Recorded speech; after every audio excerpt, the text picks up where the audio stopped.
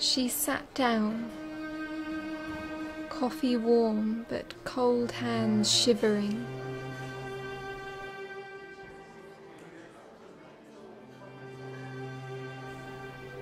With a defeated sigh, she bites into her chocolate croissant and waits and waits.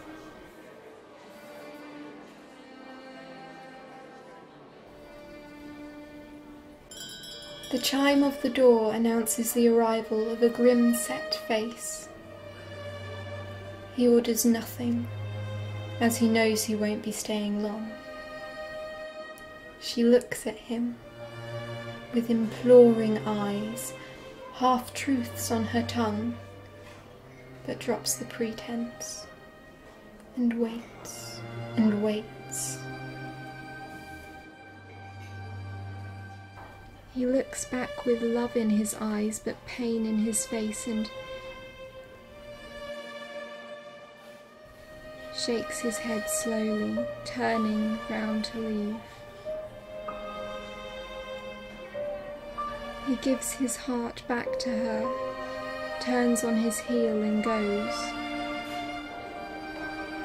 She pushes her coffee away untouched, her world shattered all around it.